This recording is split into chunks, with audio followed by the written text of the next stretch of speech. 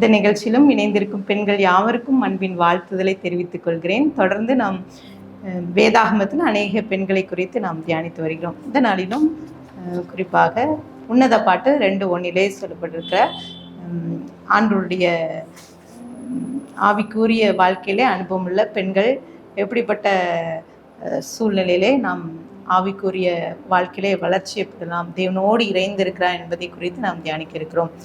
உன்னத பாட்டு 2:1 நான் சாரோனின் ரோஜாவும் பள்ளத்தாக்குகளின் லீலியுமாய் இருக்கிறேன் என்று சொல்லி சொல்லப்பட்டிருக்கிறது. கர்த்தர் பள்ளத்தாக்கின் லீலி புஷ்பமாய் இருக்கிறார். லில்லி புஷ்பம் எதற்கு ஒப்பிடப்படுகிறது?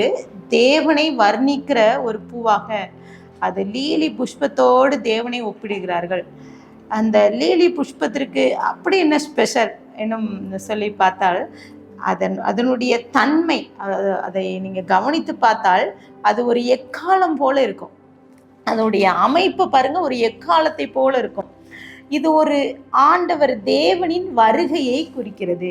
ஆண்டவராக இயேசு கிறிஸ்து அவர் இந்த உலகத்திற்கு வந்த நோக்கம், அவர் மீண்டுமாக அவர் வருகிறார் என்பதற்கு வெளிப்படையாக இந்த பூக்கள் இருக்கிறது என்று சொல்லி அநேக ஆராய்ச்சியாளர்கள் சொல்கிறார்கள்.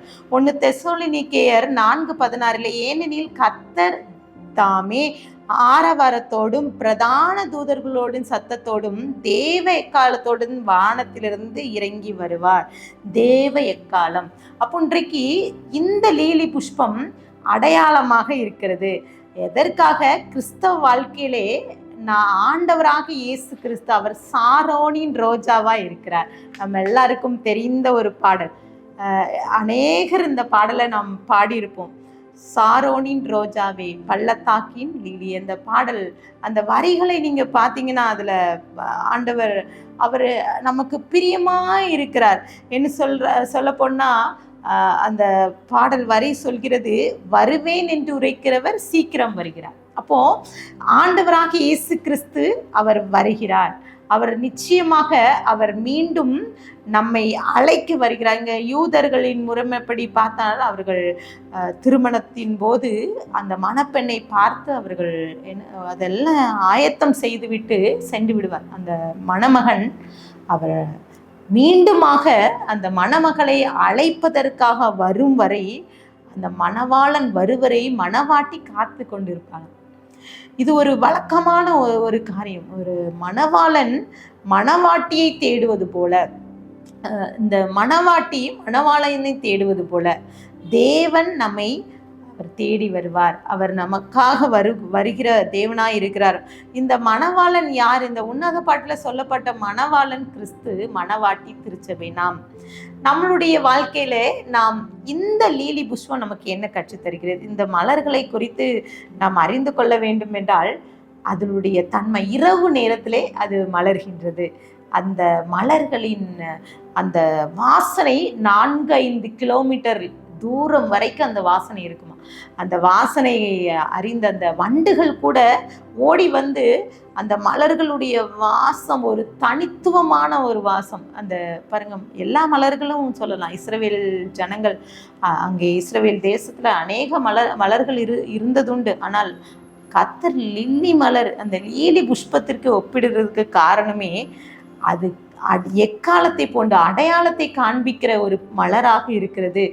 இன்னும் இதை மிகப்படுத்தி சொன்னா நறுமணம் என்பது நற்குணம். இன்றைக்கு இந்த பெண்கள் நேர நிகழ்ச்சியிலே இந்த வார்த்தையை கேட்டுக்கொண்டிருக்கிற நம்மிடம் கர்த்தர் எதிர்பார்க்கிற காரியம் என்னன்னா, இந்த லீலி புஷ்பம் நறுமணம் வீசுவது போல நாமும் நற்குணத்தை வீச வேண்டும் என்று கர்த்தர் எதிர்பார்க்க. நற்குணம். இன்றைக்கு அநேக நேரங்களில் குணத்தை எதிர்பார்க்கிறோம்.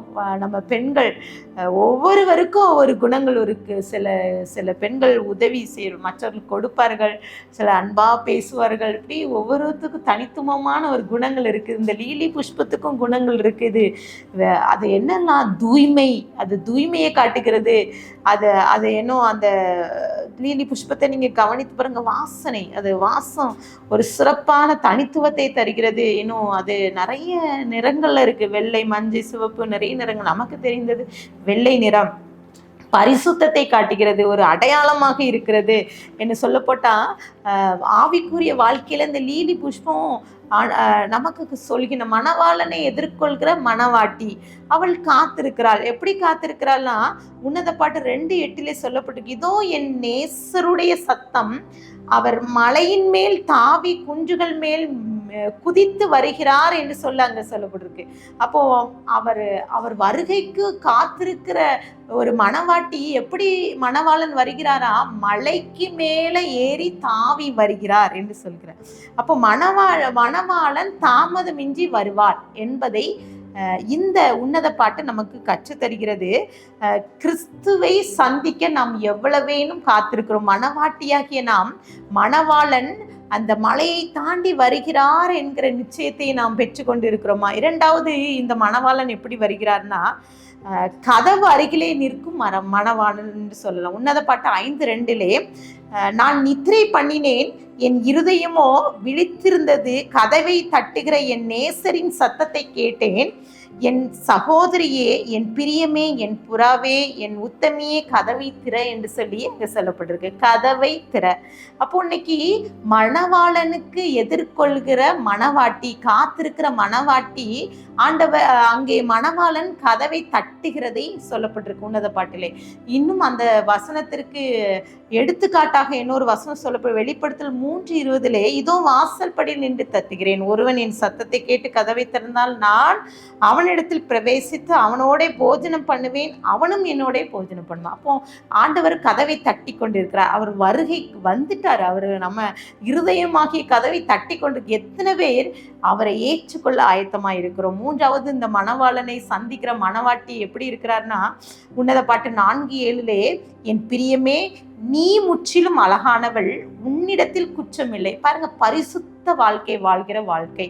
அப்போ இந்த பிரியமான இந்த மணவாட்டியை பார்த்து கர்த்தர் சொல்கிற, நீ அழகான, உன்னிடத்து குற்றம் இல்லை, குற்றமில்லாத ஒரு வாழ்க்கை ஆயத்தம். நம்ம மணவாளனுக்காக வருகைக்கு ஆயத்தப்பட்டிருக்கிற நம்ம குற்றமில்லாத ஒரு வாழ்க்கையை வாழணும்னு வேதம் நமக்கு நற்குணத்தை இந்த மலர் நமக்கு வெளிப்படுத்துகிறது. மணவாட்டிக்காக நம்ம எவ்வளவேனும் ஆயத்தப்படுகிறோம். அப்போ மணவாளனுக்காக ஏக்கத்தோடு காத்திருக்கிற மணவாட்டி. எங்க உன்னத பாட்டு 8:14 சொல்லப்பட்டிருக்கு, என் நேசரே, தீவிரியும் கந்த வர்க்கங்களின் மலையின் மேலுள்ள வெளிமானுக்கும் மறைகளின் குட்டிக்கும் சமமாயிரும் என்று சொல்லி அங்க சொல்லப்பட்டிருக்குது. அப்போ வெளிமானுக்கும் மறைக்குட்டிகளுக்கும், இப்போ ஒரு மான் எவ்வளவேனும் வேகத்தோடு ஓடி வருகிறது. நேசரை பார்த்து மணவாட்டி சொல்ற, நேசரை தீவிரியும் ஒரு மானை போல நீ தீவிரித்து வாரும் என்று சொல்லி ஏக்கத்தோடு காத்திருக்கிற மணவாட்டி. அப்போ நாம் எவ்வளவு வேணும் ஏக்கத்தோடு காத்திருக்கிறோம். வேதத்தை சொல்லப்பட்டிருக்கல, தாவீது சொல்ல, மான்கள் நீரோடையில் வாஞ்சித்து கதறிக்கிறது போல என் ஆத்மா மீது வாஞ்சுது. அப்போ வாஞ்சை நமக்கு வேணும்.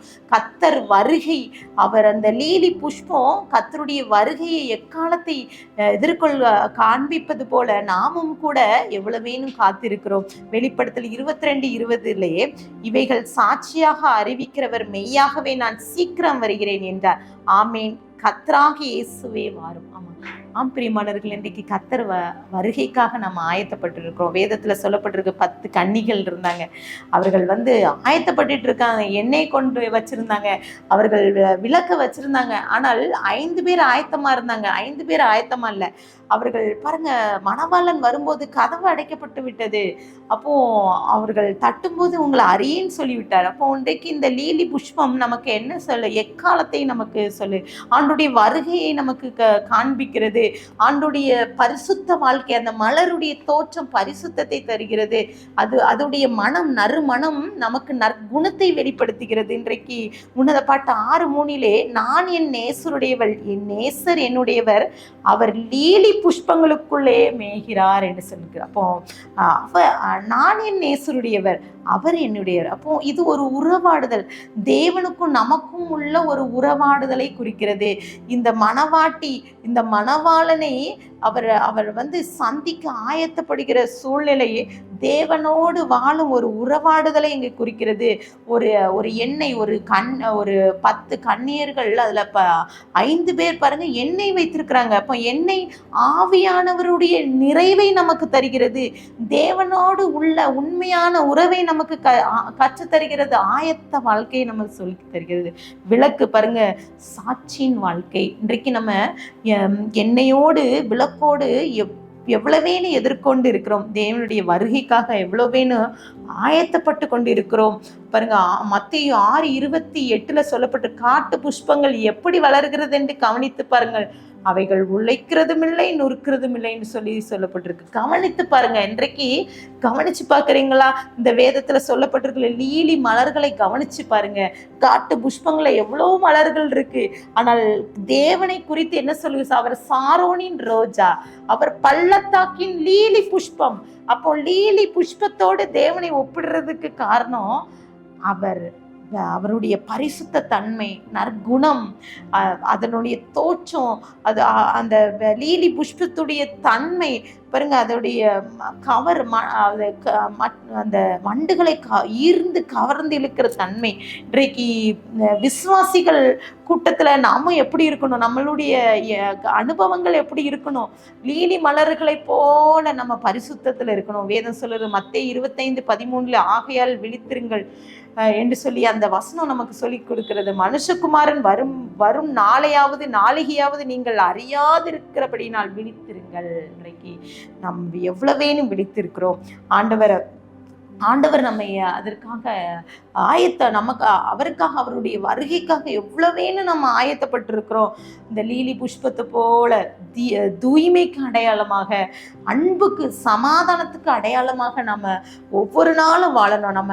நம்மளுடைய வாழ்க்கை, நம்மளுடைய சூழ்நிலைகள், ஒருவேளை இந்த லீலி புஷ்பம், அந்த மலர் ஒரு தனித்துவத்தை காட்டுகிறது போல நம்ம ஆவிக்குரிய வாழ்க்கை மற்றவர்களுக்கு, விசுவாசிகளுக்கு தனித்துவத்தை காட்டணும். அந்த வார்த்தையை கேட்டுக்கொண்டு இருக்கிற பெண்களும் கூட ஒருவேளை ஏதோ இந்த லீலி புஷ்பத்தை குறித்து, ஒருவேளை அந்த மலரை குறித்த எண்ணங்கள் ஒருவேளை நம்ம வாசிச்சிருக்கலாம் உன்னத பாட்டில். அங்கே சாரோனின் ரோஜா, அவர் பள்ளத்தாக்கின் லீலி புஷ்பம்னு வாசித்திருக்கிறான். எதற்காக சொல்லப்பட்டிருக்கிறார்? நம்மளுடைய ஆவிக்குரிய வாழ்க்கையில் பெண்களாகிய நாம், மணவாட்டி சபையாகிய நாம், மணவாளனுக்காக எதிர்கொள்கிற நாம் இந்த லீலி புஷ்பத்தை போல தூய்மை என்னும் சொன்ன பாவமில்லாத ஒரு வாழ்க்கையை நம்ம வாழணும். தேவன் அளிக்கும் உன்னத அலங்காரம், அழகு. இந்த லில்லி புஷ்பம் ஒரு அழகா இருக்கும். அதுபோல் உன்னத அலங்காரத்தை நாம் பெற்றிருக்கணும். பரிசுத்தம், தேவனோடு உறவாடுல பரிசுத்த வாழ்க்கை நாம் பெற்றுக்கொள்ளணும். மிக முக்கியமான காரியம் எக்கால சத்தத்தை அதை காண்பிக்கிறது போல நாமும் ஆண்டுடைய வருகைக்கு நாம் ஆயத்தப்படணும். இந்த மணவாட்டி சபையாகிய நாம் ஆண்டவருக்காக ஆயத்தப்படுவோமா? இத்தனை பேர் நம்ம ஆயத்தத்தோடு காத்திருக்கோம். வேதத்தை வாசிக்கிறோமா? ஜெபிக்கிறோமா? அந்த சமூகத்துல காத்திருக்குமா? இந்த யூதர்கள் அந்த தன்னுடைய மணவாட்டிக்கு, மணவாளன் வருகிறதுக்காக மணவாட்டி அவள் தினம்தோறும் காத்திருப்பது போல, அவள் அலங்கரித்து தன் மணவாளனுக்காக காத்திருப்பது போல நம்ம எவ்வளவேனும் நம்ம காத்திருக்கணும். கத்தட்ட ஆண்டுகிட்ட ஒப்பு கொடுக்கலாம். ஆண்டவரே, இந்த லீலி புஷ்பத்தை போல நானும் மலரணும், உமக்காக சாட்சியா வாழணும்னு சொல்லிட்டு ஆண்டுகிட்ட ஒப்பு கொடுக்கலாம். கண்களை மூடி ஜெபிப்போம். அன்பின் பிதாவே, எங்களோடு பேசியிருக்கீங்க.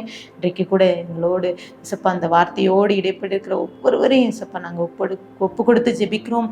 இந்த லீலி மலரை போல நாங்களும் கூட மலரணும், உமக்கு சாட்சியாய் நாங்கள் வாழணும். மணவாளனுக்கு எதிர்கொள்கிற மணவாட்டியை போல அப்பா நாங்கள் எங்கள் உள்ளத்துக்குள்ளே நாங்கள் உண்மை ஏற்றுக்கிறோம். உம்மோடு உறவாடுகிற ஒரு உறவுல நாங்கள் இன்னும் காத்திருந்து நிலைத்திருந்து அப்பா சாட்சியாக வாழ கிருபை தாங்க. இந்த 10 கன்னியர்கள் 5 பேர் எண்ணெயோடு அப்பா விளக்கை அவர்கள் வைத்து கொண்டு இருந்தது விசுவாசத்தை காத்து கொண்டது போல நாங்கள் விசுவாசத்தில் நிலைத்திருக்க கிருபை தாங்க. துதிகன மகிமை மக்கள் ஏறடிக்கிறோம்.